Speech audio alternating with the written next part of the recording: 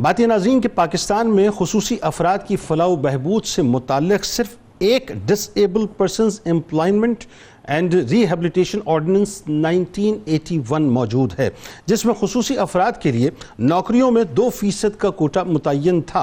इसके अलावा इलाज की मुफ्त सहूलतें और खुसूसी अफराद के बच्चों की सरकारी इदारों में 75%, जबकि प्राइवेट इदारों में 50% फीस की माफ़ी और रोज़गार की यकीनी फराहमी भी इस कानून का हिस्सा है।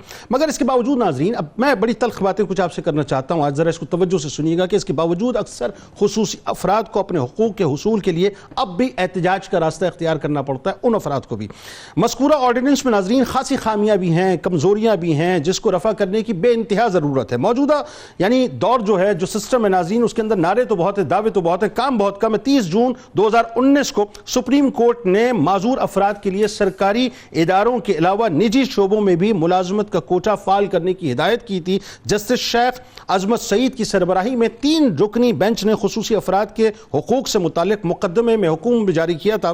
डॉन में शाये रिपोर्ट के मुताबिक इससे कबल अदालत ने हुकूमती हुक्काम को खुसूसी अफराद के लिए मुलाजमत में 3% कोटे पर अमल दरामद को यकीनी बनाने के लिए खुसूसी एक्शन प्लान मुरत्तिब करने की हिदायत भी दी थी। एक आम तकमीये के मुताबिक नाज़रीन, पाकिस्तान की आबादी का तकरीबन 5 से 10% हिस्सा जो है वो खुसूसी अफराद पर मुश्तमिल है। 2002 में खुसूसी अफराद के लिए एक और नेशनल पॉलिसी बनाई गई। 2006 में नेशनल प्लान ऑफ एक्शन बराए खुसूसी अफराद मुतारिफ कराया गया, जिसके तहत पूरे माशरे को माजूर दोस्त बनाने की बात की गई थी। और इस प्लान के तहत इमारतों, मसाजिद, पब्लिक मकामात पर माजूर अफराद के लिए खुसूसी सहूलतें जो है फराम करने का मंसूबा बनाया गया था, लेकिन इस प्लान पर जुज़वी तौर पर अमल हुआ। 2009 में माजूर अफराद के लिए खुसूसी ट्रांसपोर्ट पॉलिसी का भी ऐलान किया गया। खुसूसी अफराद को ड्यूटी फ्री गाड़ियां दरामद करने की खुशखबरी भी सुनाई गई थी, लेकिन इनमें से किसी भी एक पॉलिसी पे बदकिस्मती के साथ मुझे कहने दीजिए जुमला कि अमल नहीं हुआ। ये सिर्फ नारे थे और दावे थे।